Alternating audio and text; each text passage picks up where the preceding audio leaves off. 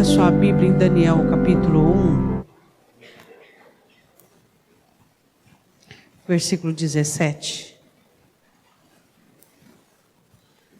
Nós estamos nessa campanha de libertação baseada no livro de Daniel, com o objetivo que nós possamos entender um pouquinho mais sobre batalha espiritual, sobre uma conduta adequada que nós precisamos ter diante do governo do reino das trevas. Amém? Daniel capítulo 1, versículo 17. Todos acharam? Quanto a estes quatro jovens, Deus lhes deu o conhecimento e a inteligência em todas as letras e sabedoria. Mas a Daniel deu entendimento em toda a visão e sonhos. Podemos assentar.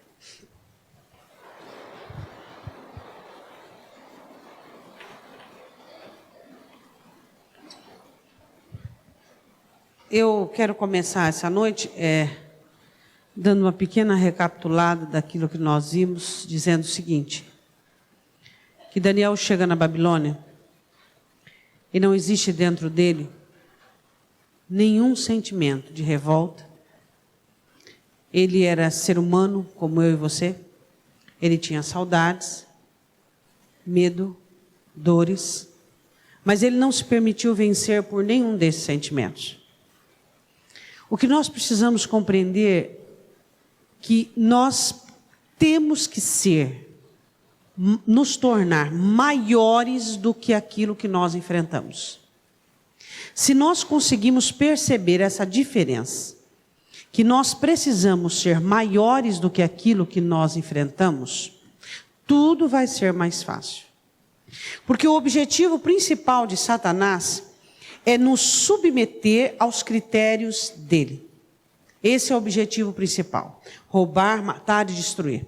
Conseguir efetuar os 3 governos dele.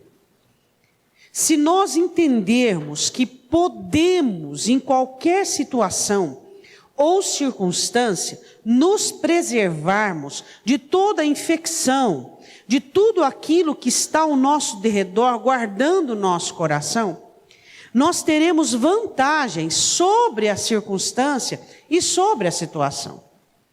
A Bíblia diz que Daniel, ele propôs no seu coração não se contaminar, não fazer parte de toda aquela situação da Babilônia.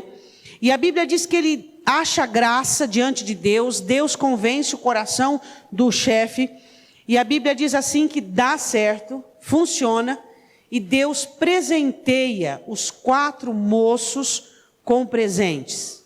Presentes que a olho nu não se vê, imediatamente não se é visto. Presentes que são úteis para a vida.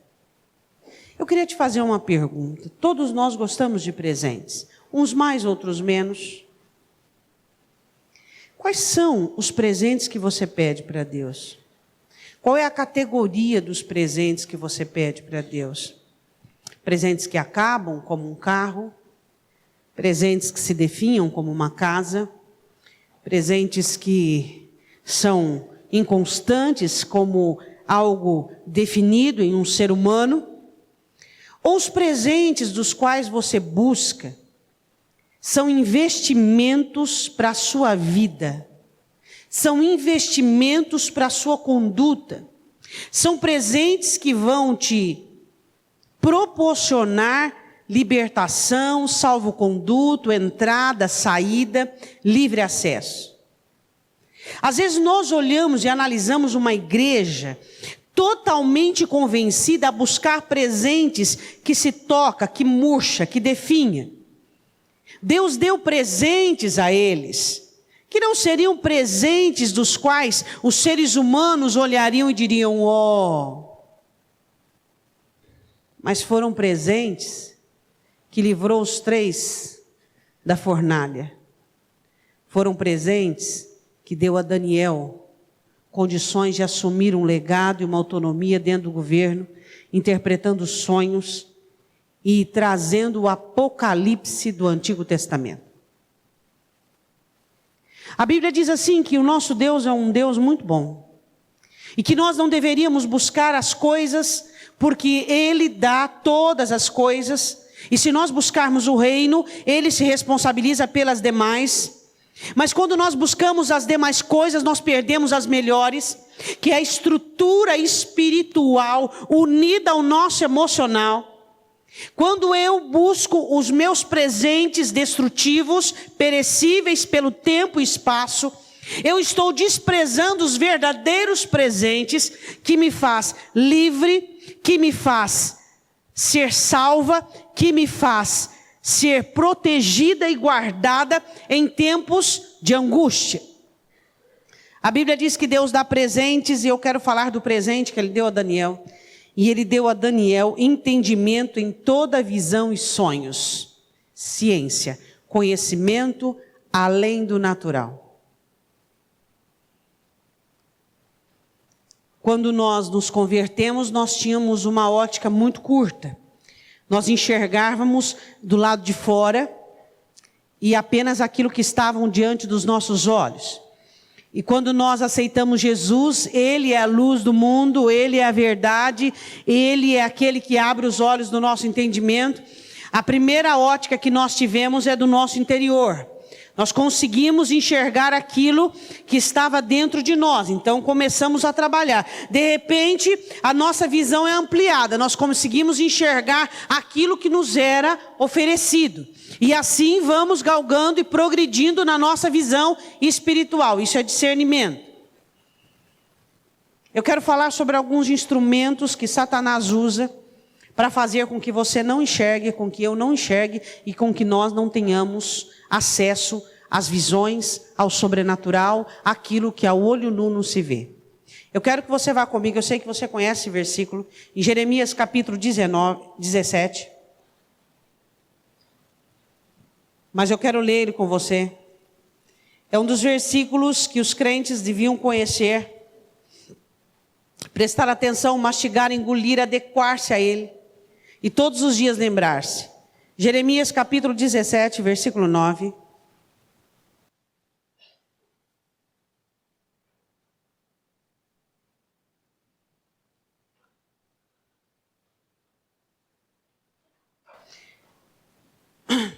Coração disciplinado, aquele coração que é obediente ao Espírito Santo de Deus.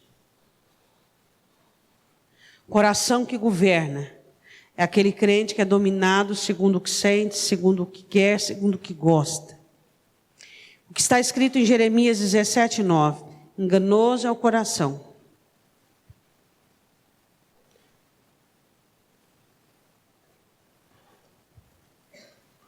O coração rapidamente se rende e se prostra aos apelos de Satanás, porque gosta de prazeres e é rendido aos deleites.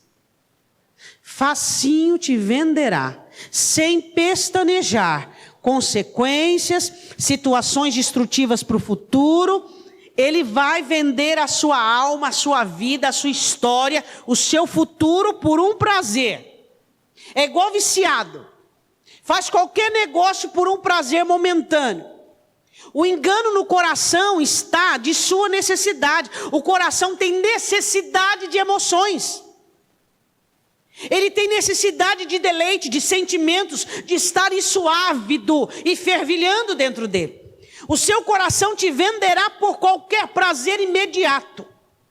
Ele te venderá, ele sentenciará a sua história por qualquer deleite cobiçado, por qualquer gosto, por qualquer prazer. Por isso que ele é enganoso. Ele usará de métodos, ele usará de sordidez, ele usará de palpites, de aconselhamentos, para fazer com que você acredite. A Bíblia diz: o coração é enganoso. E o coração, geralmente, para enganar, ele usa as suas fraquezas. Se você é uma pessoa culpada, se você é uma pessoa com complexo de inferioridade, ele vai usar o seu dó, a sua compaixão, aquela situação: mas eu sofri muito, mas eu nunca tive, eu nunca pude, ou então, pobre dessa pessoa, eu tenho um dó dela, e assim vai. Se você é uma pessoa arrogante, Se você é uma pessoa ensoberbecida, ele vai endurecer-se e vai usar essa dureza para poder cauterizar a sua consciência, cauterizar os seus sentidos e fazer com que você se embrenhe numa situação destrutiva. Se eu ficasse falando de todas as artimanhas do coração para levar-nos àquilo que ele deseja, ficaríamos aqui a noite toda. Mas essa não é a minha intenção. Primeira ferramenta que Satanás usa contra nós para nos enganar o coração. O que você sente deve ser analisado, examinado à luz da Escritura. O que você sente não deve ser lei na sua vida. O que você sente não deve ser regra na sua vida. O que você sente não deve coordenar os seus caminhos. Jesus diz que o mal sai de dentro do coração humano. E por mais que nós procuramos manter a casa limpa, e por mais que nós procuramos manter o nosso coração limpo, ele é susceptível e sensível a tudo aquilo que o circunda, que o rodeia. Parece que ele caça o mal, parece que ele busca o mal. Quando você se dá por conta, lá está uma amargurazinha, lá está um sentimento alheio, alguma coisa que não é permitida, que não é bem-vinda, e vai você lutar para colocar tudo aquilo para fora, exteriorizar aquilo diante de Deus. O coração enganoso, diz a Escritura no versículo 9, mais do que todas as coisas. Pensa numa coisa enganosa, o coração é mais. E cego é aquele que é vencido pelo próprio coração. Fraco é aquele que não consegue dominar a si mesmo. Cego é aquele que acredita naquilo que sente, sem questionar, sem duvidar, sem levar à luz da Escritura. Me perdoa a comparação. Os animais acreditam naquilo que sentem, eles têm uma alma emotiva apenas, e eles sentem e fazem. A Bíblia diz assim que nós não somos animais, não somos conduzidos por cabrestos, nós somos inteligíveis. E nós precisamos ter uma inteligência emocional. A inteligência emocional é você não estar sujeito ao que você sente, é você não ter uma imaturidade em acreditar que os seus sentimentos são leis e regras e determinam a sua vida. Ele é enganoso mais do que todas as coisas e perverso. Por que ele é perverso? Você sabe? Porque ele só faz o que ele quer. Ele não faz uso do raciocínio, ele não faz uso do concreto, ele não faz uso do correto. Isso é perversidade. São pessoas que fazem qualquer coisa por um prazer, por um deleite, por um gosto. Por isso que o nosso coração é perverso. Porque ele faz qualquer coisa por um prazer. Sentenciando a nossa história, arruinando a nossa vida, não se importando com aquilo que precisamos, mas apenas buscando aquilo que ele quer. Existe muitas pessoas que fazem apologia. Você tem que fazer aquilo que teu coração manda. Esse verdadeiro é um conselho que vem do inferno. Você tem que fazer aquilo que você sente. Quem faz o que sente são os animais. Nós fazemos aquilo que analisamos, que ponderamos, que observamos, que temos aprendido, que tem que passar pelo controle de regra de Deus. O nosso coração é perverso, porque ele só faz o que gosta. Porque ele é vendido ao prazer, ele é vendido ao deleite. E aí o escritor continua dizendo, quem o conhecerá? Quer dizer, quem pode dizer, eu sou pós-graduado no meu coração, e eu. É um terreno que só o Espírito Santo domina. Não adianta você querer lutar a vida toda para poder dizer, agora meu coração está em rédeas, agora meu coração está disciplinado, está doutrinado. Só o Espírito Santo consegue o governo do coração. Diga amém. Quero que você vá comigo em Efésios capítulo 4. O apóstolo Paulo falando de uma situação que é resultado de pessoas que vivem pelo coração. Infantilismo, imaturidade, se você quiser chamar assim. Efésios capítulo 4. versículo de número 22.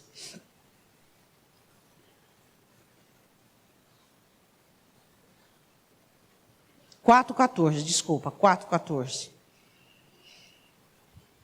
Ele fala sobre os dons e fala sobre o corpo de Cristo como um todo, o aperfeiçoamento para nos fazer santos, para nos edificar, para que cheguemos à perfeita medida da estatura completa de Cristo.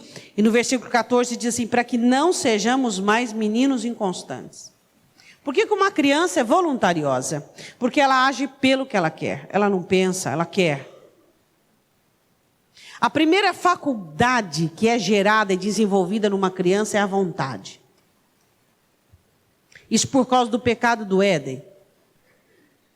É a primeira faculdade. E tem gente que ele se converteu, está dentro da igreja e a vontade ainda continua sendo o carro-chefe, aquilo que determina a vida dele, sendo que a Escritura diz de uma maneira muito clara em Romanos 12, prestai a Deus um culto racional, para que saibamos o que agrada a Deus. Prestamos a Deus um sacrifício, um culto, com um sacrifício vivo, santo e agradável a Deus. Isso é o culto racional. A vontade é a primeira faculdade. Hoje na igreja, ela está repleta de pessoas volitivas, ou seja, pessoas que só fazem o que querem. Pessoas que são vendidas à própria vontade.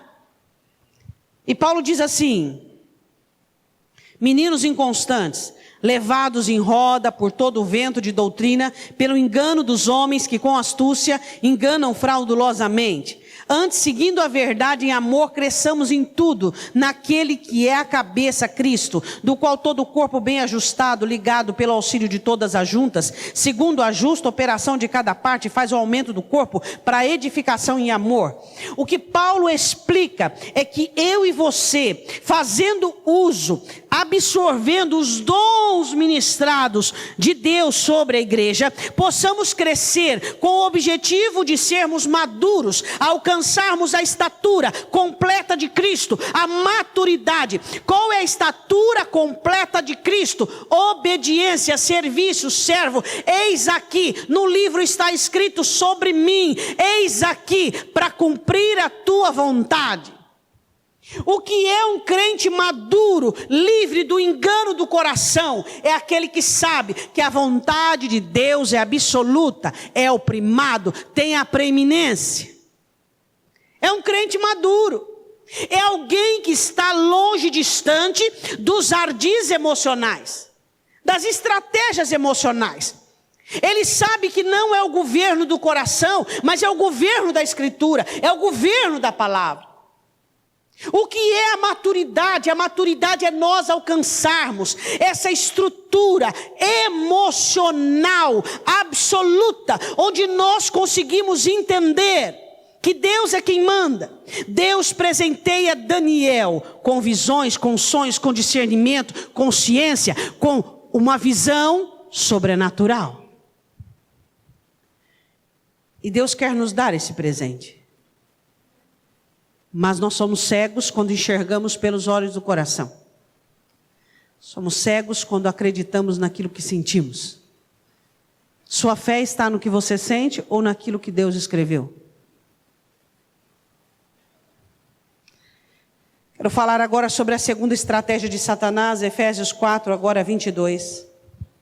Segunda estratégia de Satanás para poder agir com engano é a mente. Você sabe que a mente, ela deve ser cuidada tanto quanto o coração, a área emocional, a área do psique deve ser cuidada. Um dos males que você faz à sua mente, um exemplo, pensar coisas ruins. Não é porque você está passando por uma situação ruim que aquilo será um pensamento obsessivo na sua mente. Quanto mais você pensar de uma maneira pejorativa e destrutiva sobre um problema, menos condições você terá de encontrar a solução.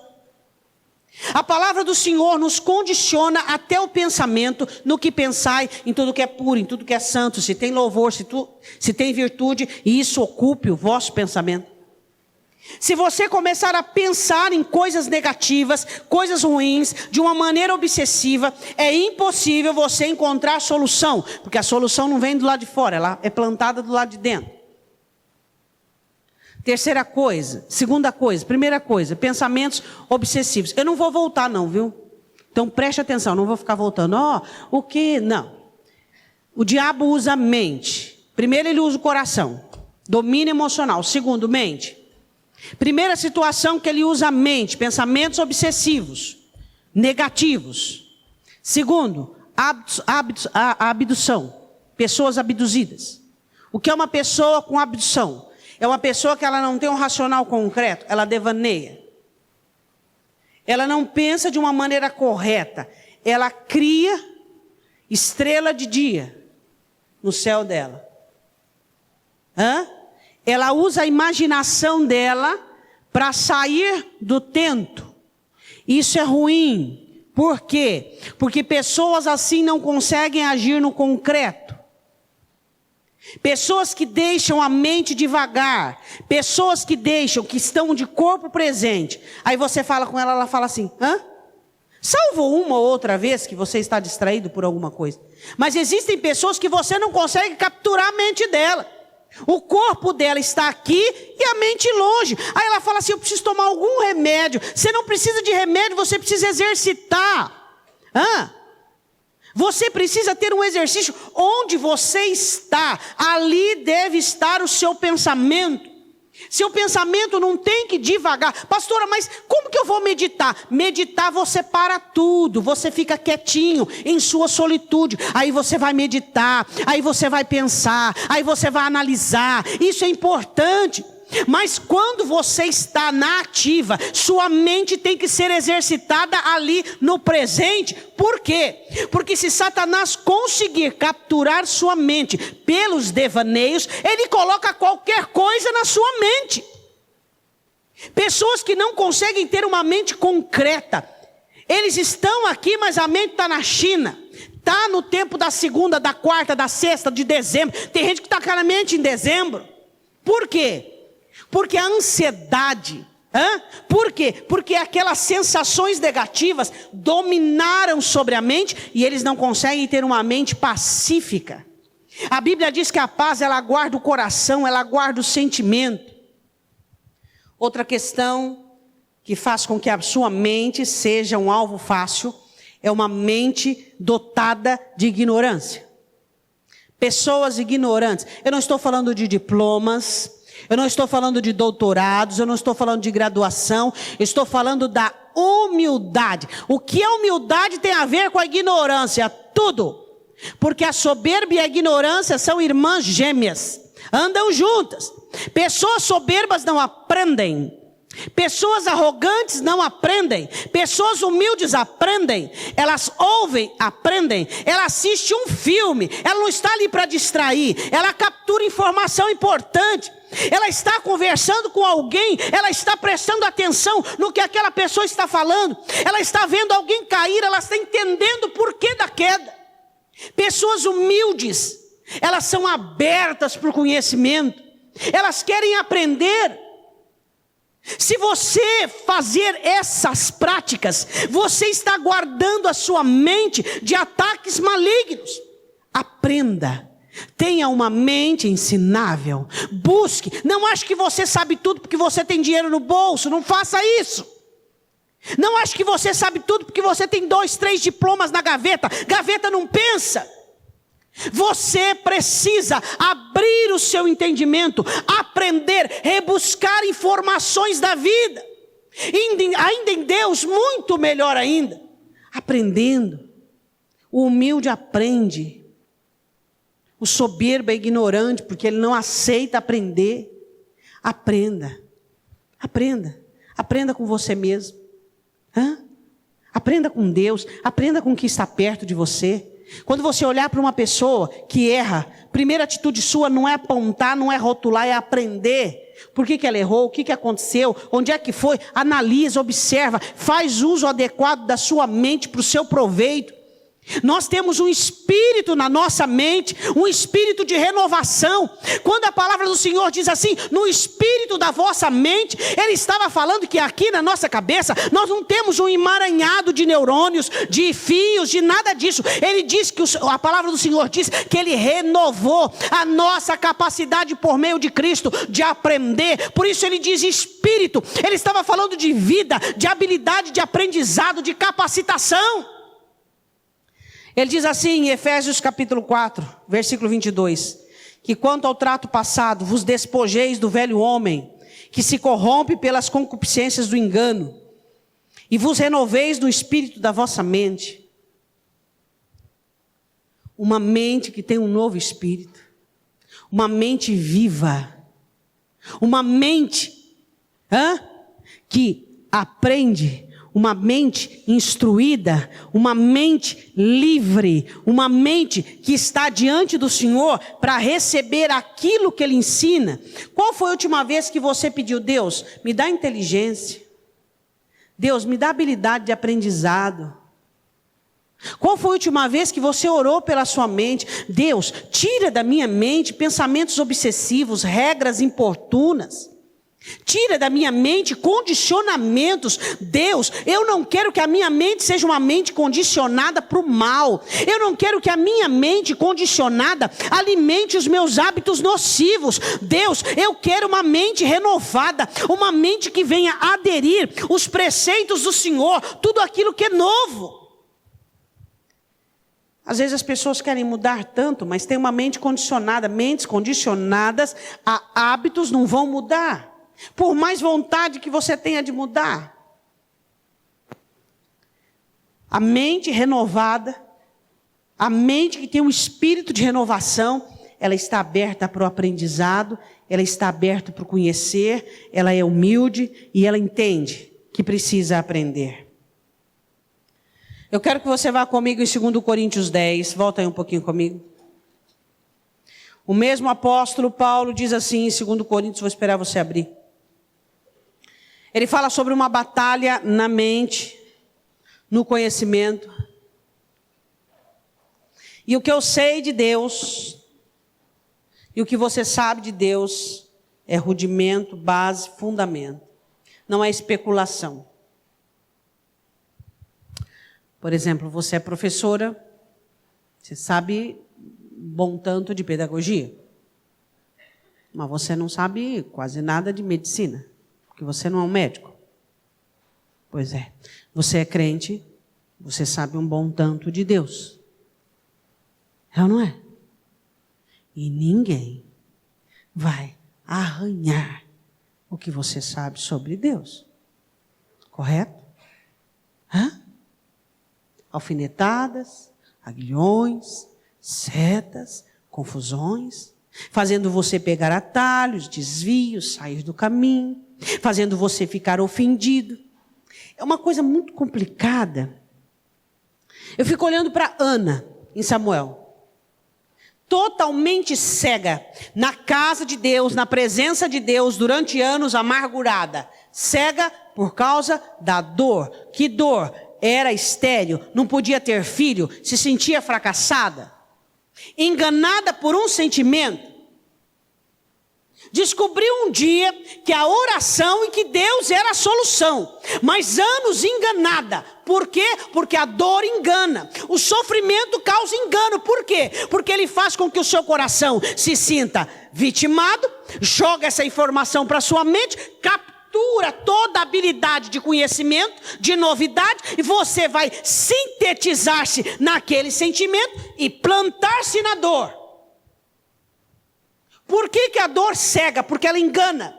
Ela faz você acreditar que não tem jeito. Ela faz você acreditar que você é um fracasso. Ela faz você acreditar que você não vai conseguir. Veja o caso de Davi. Davi também foi enganado. Tudo isso existe trâmites malignos.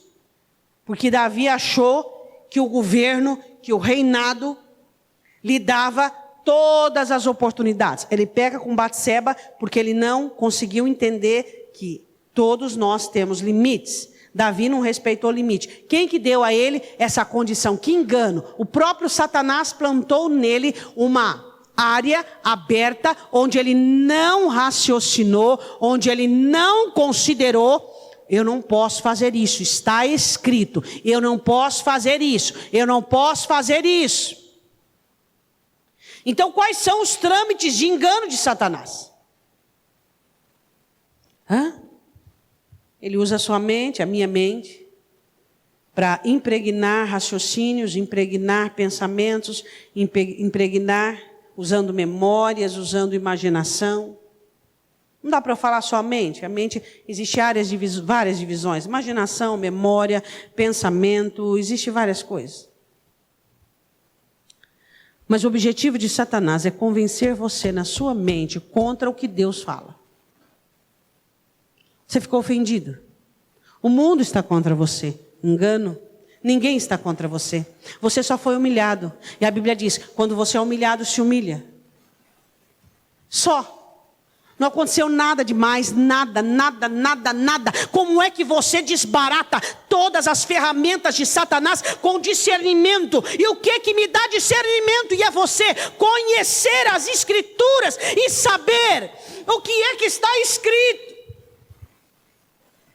2 Coríntios capítulo 10 diz assim, versículo de número 3. Porque andando na carne não militamos segundo a carne, porque as armas da nossa milícia não são carnais, mas sim poderosas em Deus para a destruição das fortalezas. Destruindo os conselhos de toda altivez, as fortalezas de Satanás, conselhos. Não faz assim não. Você foi ofendido, humilhado. Dá o troco. Você. Pastora, quando é que eu discerno que é o diabo e Deus que está falando comigo? Como é que você discerne o engano de Satanás? Satanás puxa a sardinha para o seu lado. Toda vez que está puxando a sardinha para o seu lado é o diabo. Coitadinho de você. Você já fez demais. Você. Toda vez que enfatiza você é o diabo.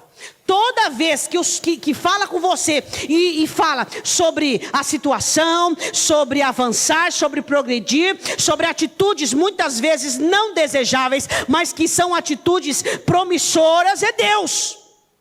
Deus fala conosco de atividades, Deus fala conosco de mudança. Satanás fala conosco de caverna, de cova. Mas você fez tudo o que podia, mas você deu tudo de si, mas você. Pronto, é o diabo. Facinho, né?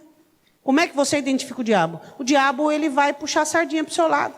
Porque é o que nós gostamos. Nós gostamos disso. É o que nós queremos. Olha o diálogo dele com Eva. Mas ele não disse que se vocês comerem, vocês serão como ele? Ele não disse. Não, ele não disse. Satanás usa conselhos e altivez contra o que você sabe sobre Deus. Pastor, eu não sei nada. Você sabe João 3,16? Sabe tudo. Se você conhece João 3,16 e sabe, você sabe tudo. Deus te ama de uma maneira inexplicável. E Deus continua te amando. Deus deu Jesus, salvação, redenção, remissão, céu. Você tem que crer em Jesus Cristo. Você não vai perecer e a vida eterna te aguarda. João 3,16. Está ali essa complexidade que você precisa saber. Diga amém. A Bíblia diz assim em 2 Coríntios 10. Destruindo os conselhos e toda altivez que se levanta contra o conhecimento de Deus. Levando cativo todo entendimento à obediência de Cristo. Diga assim para o seu irmão: sua mente é escrava de Cristo. Minha mente é escrava de Cristo, sua mente é escrava de Cristo. Não é o que eu sei, o que você sabe, não. É o que está escrito. É tão simples, né, irmãos? As coisas de Deus eu acho elas muito simples. Por quê? Porque está escrito. É só você seguir a cartilha. Não tem nenhuma situação assim, não, está escrito. Peraí. Eu estou pensando aqui uma coisa. Mas o que está escrito? Ah, está escrito que isso é soberba. Está escrito que isso é rebelião. Ah, está escrito. Mas e para chegar nessa conclusão? Destrua as fortalezas de Satanás. Não aceite o que a sua mente pensa. A palavra. O Senhor diz algo muito claro a Josué. Josué, você quer ter sucesso? Ô Senhor, opa, quero. Então tá. Medita na minha palavra de dia e de noite, não se desvie dela nem para a direita, nem para a esquerda, mente e boca. Você tem que ter ela na boca e ela na mente. Sucesso garantido. E aí? Mas não, é o que eu acho, é o que eu sinto, é o que eu penso, depois é o que a palavra diz. Deixa eu ver. Se não deu, então é o que eu sinto. Não, a palavra tem um primado, ela é regra absoluta, ela manda. Isso é discernimento, é a palavra. Ficar envolvido. Aí tem sempre aqueles de crente. Você conhece aqueles espertalhão? Tipo, ah, pastora, mas foi bom errar. Eu achei muito bom que eu errei, porque pelo menos eu aprendi. Ah, mas foi uma bênção, filho, mãe, mas pelo menos tive meu filho. Adulterei, pelo menos agora nunca mais. Me rebelei, fiquei revoltada, mas foi bom. Bom! Você não sabe a sequela sobre a sua alma. A alma vicia, agrega. A alma agrega, ela segura. Ela segura. Ela vicia, ela cria hábitos, condicionamento. Não permita que coisas ruins existam dentro dela. Por isso que nós precisamos do discernimento. Esse presente que Deus deu para conosco por meio do Espírito Santo. Essa habilidade de enxergarmos o sobrenatural. Ah, eu quero ver anjo. Não, vamos ver o demônio que tem dentro de nós. Eu não quero ver anjo, não, meu irmão. Eu quero ver a maldade que existe dentro de mim. Eu quero ver o que Satanás está plantando dentro da minha alma para me derrubar amanhã. É isso que eu quero ver. Tem gente que fica atrás, eu quero ver anjo, eu quero ver demônio. Você quer ver demônio? O que eu quero ver? Eu quero que a Escritura manda que eu veja. Eu quero ver meu eu. Eu quero ver a velha criatura.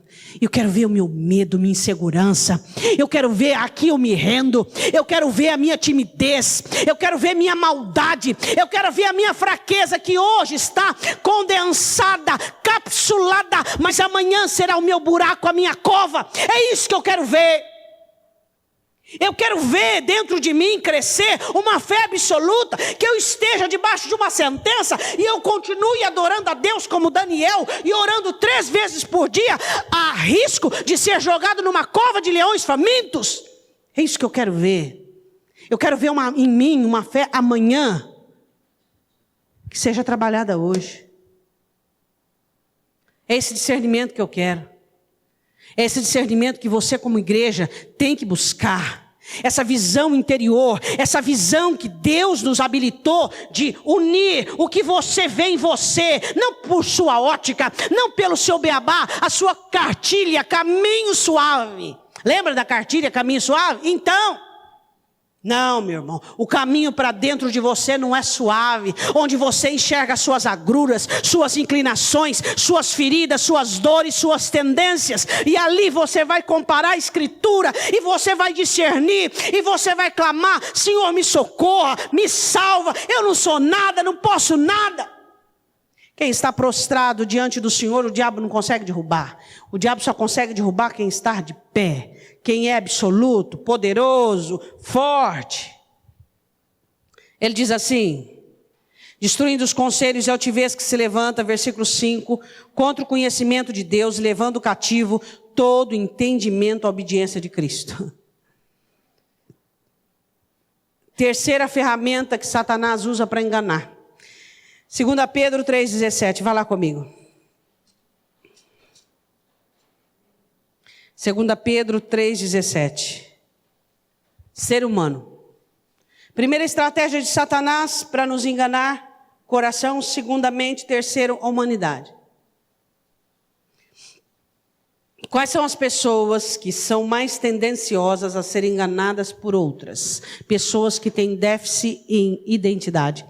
ou deficiência em autoestima. São pessoas que são susceptíveis aos enganos humanos. Quantas pessoas foram enganadas por seres humanos na Bíblia? Muitas. Elas tinham Deus? Tinham. Quando eu falo engano, eu lembro do profeta jovem de Reis. E o profeta velho engana ele facilmente. E assim vai.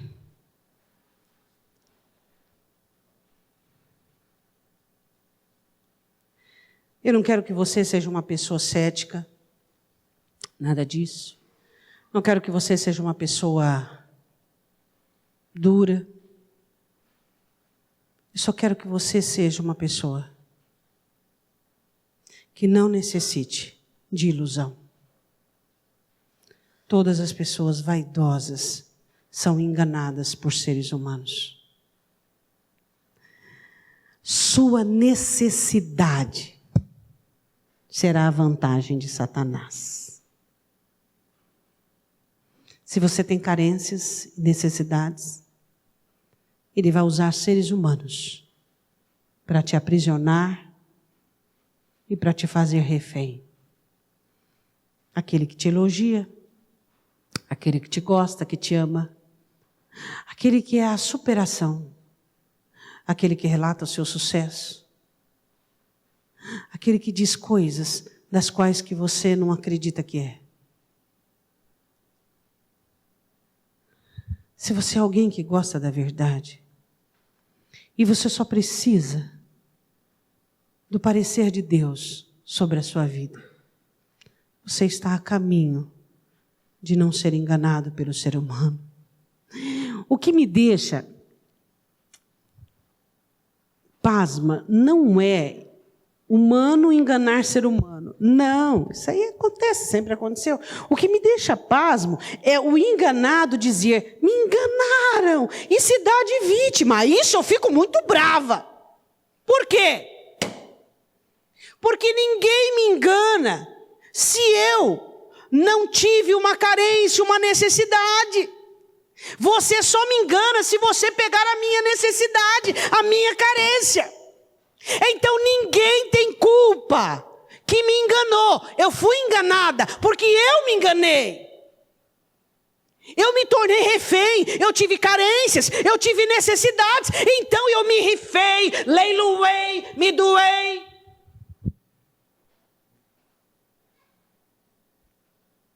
Ninguém engana ninguém. Nós somos enganados por nós mesmos. E aí depois que você é enganado, ludibriado por um ser humano, você olha a situação e você tem dó do outro, porque você olha para você e você diz assim, meu Deus, eu sou o culpado, ninguém é culpado. Eu precisava de segurança, essa pessoa me prometeu segurança. Aí ela falhou comigo na segurança, eu quero culpá-la porque eu precisei que ela me desse segurança. Eu teria que ter segurança. A segurança que eu preciso, eu tenho que ter. Essa pessoa me enganou porque dizia que eu era o amor da vida dela. Eu tenho que ser o amor da minha vida e não o amor da vida de ninguém. E nem ser ninguém o amor da vida do outro. Espera aí. Davi dizia assim, a minha alma, a minha predileta.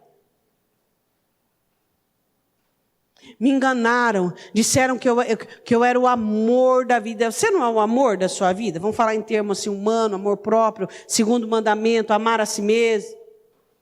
Se você não se amou, você contou com o amor do outro. O outro nem amava a si mesmo, porque hoje em dia é muito difícil encontrar alguém que se ama. Nem amava a si mesmo, como é que ele ia te amar?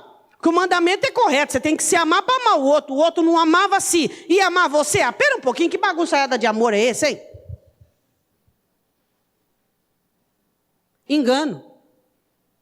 Se você foi enganado por alguém, não coloca a culpa no outro, não. Todos nós somos susceptíveis ao fracasso, a deslize, a queda, a tropeçar. Você foi enganado porque você tem carências, feridas, você é doente. Então você foi enganado por isso. Te prometeram algo que você não tinha. Mas por que você não tinha? Você tinha que ter. Jesus diz, quem crê em mim, do seu interior fluirão rios de água viva. Jesus estava falando, nada vai te faltar, você não vai precisar tomar emprestado, você não vai precisar de amor, de graça, de alegria, de felicidade de ninguém, você vai ser você, porque eu habitarei em você, e ali haverá plenitude, e ali haverá abundância. Mas se somos mendigos, somos susceptíveis ao engano. E é isso que nós temos que entender, as 3 ferramentas que Satanás usa para nos enganar: nosso coração, nossa mente e o ser humano. Segundo Pedro 3,17, vós, portanto, amados, sabendo isto, que de antemão guardai-vos de que pelo engano dos homens abomináveis sejais juntamente arrebatados e descaiais da vossa firmeza. Você já viu o crente que fala assim, eu desviei porque o pastor me magoou. Eu desviei porque o meu líder do diaconato me desprezou.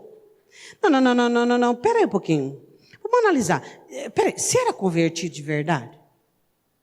Ou você era... Como é que chama aquele negócio de... Coroinha, né? Coroinha. Padre tem coroinha de líder, coroinha, não sei do que, coroinha. Qual é o nome de quem morreu por você na cruz? É ele. Acabou, meu irmão. É por ele, é nele, é dele. Ninguém espia a sua confiança. Esse discernimento que você tem que ter é o meu Deus, o meu amor, a minha vida. E eu oro para Ele, e eu canto para Ele, e eu vivo para Ele, e eu converso com Ele, e eu dependo dEle. Nós somos um. Quem é que faz cair um crente assim? Tem muita gente descaindo da firmeza. Eu era tão fervoroso, mas eu fui ofendido pelo irmão, pelo pastor, pela pastora. Hoje eu estou meio assim, sabe? Estou meio assim com o pé atrás. Estou meio assim devagar. Vai devagar. Daqui a pouco você para. Você vai acabar parando. Qual é o sangue que te arrebatou? Eu acho que precisa de um esclarecimento aí, né, irmãos? Pedro diz, gente, cuidado. Vai existir gente de todo tipo. Eu parei de servir o Senhor porque eu achei que Jesus ia fazer com que o meu marido fosse um bonzinho, uma pessoa ótima. Aí eu vi que não fez, eu parei. Vou pular essa parte. Bom para todos nós. Para terminarmos, 1 João, capítulo 4, versículo 1. Eu vou só dar abranger uma situação para você. A ciência, ela sempre foi tão importante, o discernimento, a habilidade de enxergar, de ver. Pastor, eu preciso enxergar, eu não quero mais cair em cilada, eu não quero mais cair em dardo, eu não quero... Universo interior, dentro de você, Deus e você, Deus e você, Deus e você. Começa a exercitar. Discernindo engano, discernindo, estou errado aqui, não devo pensar assim, por que eu estou sentindo isso? Vai treinando, treinamento é aqui dentro, o quartel-general é dentro de você, é dentro de você. Davi tinha uma tribo, ela chamava, isso está escrito em Crônica, não precisa abrir, Issacar. Era uma tribo que ela era especialista, havia recebido de Deus o dom de discernir tempos e batalha. Davi só saía para uma guerra se consultava essa tribo. Tribo de Issacar. Ela era douta na ciência dos tempos e da guerra. Deus dá presente aos homens. Conhecimento, leitura. Você faz uma leitura. Pastor, eu quero fazer leitura. Quero fazer uma leitura. Gostei dessa palavra, pastor. Quero fazer uma leitura da situação e olhar o que o diabo quer, o que ele está pretendendo, o que é as armadilhas. Tá? Primeira leitura que você fazer, faça de si mesmo. Enquanto você não aprender o seu beabá, você não vai fazer leitura de demônio nenhum. Faça a própria leitura, observe os próprios enganos, analise os próprios esquemas. Todos nós temos esquema. Todos nós temos esquema. Davi mandou buscar a mulher primeiro. Mandou pesquisar. Vê quem ela é. Esquema. Todos nós temos esquema para errar, para pecar. Esqueminha. Nós usamos Conheça os seus esquemas. Conheça o que você quer e o que você faz para ludibriar para chegar até lá. Tipo assim, não vou chegar lá como vilão, vou chegar lá com alguém que não quer nada, você entendeu? Tipo assim, dando uma de migué, uma coisa que não quer. Você não tem esquema? Todos nós temos. Todos nós temos. Hã? Todos nós temos esqueminhas. Conheça os seus esquemas. Conheça o que você faz para alcançar o que você quer. Conheça as suas jogatinas, os seus jogos com as pessoas. Conheça você, faz uma leitura própria. E então você vai ficar apto para começar a fazer uma leitura da situação. Então você vai começar a olhar e analisar. Isso é isso, isso é isso, isso é isso. E aí você vai ser bem-vindo no reino sobrenatural, espiritual. E aí a sua mente, o seu coração e nem o ser humano vai conseguir engodar você. Amém? 1 João 4, amados, 1. Não creiais a todo espírito. Mas provai se os espíritos são de Deus, porque já muitos falsos profetas se têm levantado no mundo. Ele fala sobre toda a onda que sempre surgiu. Aí ele diz assim, versículo de número 3. E todo espírito que não confessa que Jesus Cristo veio em carne não é de Deus, mas esse é o espírito do anticristo, do qual já ouvistes que há de vireis que agora está no mundo. Filhinhos sois de Deus e já vos tendes vencido, porque maior é o que está em vós do que o que está no mundo. Do mundo são, por isso falo do mundo e o mundo os ouve. Agora presta atenção. Nós somos de Deus e aquele que conhece a Deus ouve-nos. E aquele que não é de Deus não nos ouve. Nisso conhecemos nós, o espírito da verdade e o espírito do erro. Existem pessoas que estão de posse do espírito do erro. Qual é o sintoma de uma pessoa que está de posse do espírito do erro?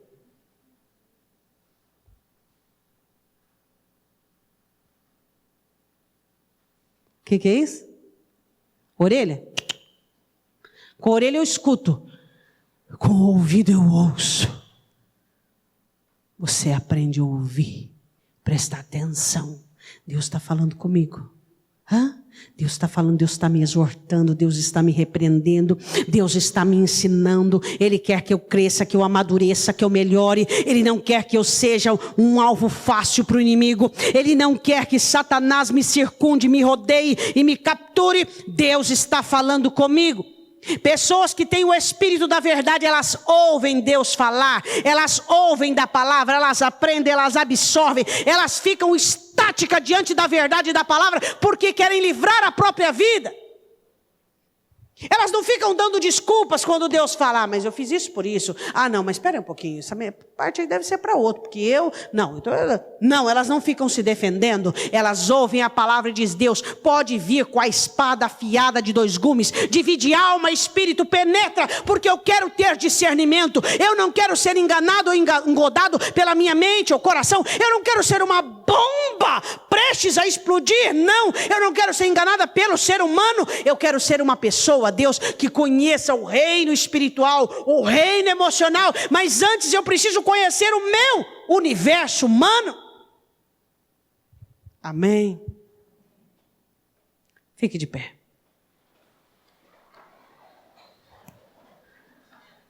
Deus deu um presente a Daniel. Conhecer o sobrenatural, sonhos, visões, reino espiritual. Daniel tinha domínio sobre si, governo sobre si, o coração dele não lhe governava, nem a mente. Por isso ele alcançou esse presente de Deus. Se existe um presente que você precisa galgar e buscar, Deus, me presenteio com o discernimento do Espírito Santo. Me presenteio com a visão, com os olhos abertos. Me presenteie, Deus, com o juízo perfeito.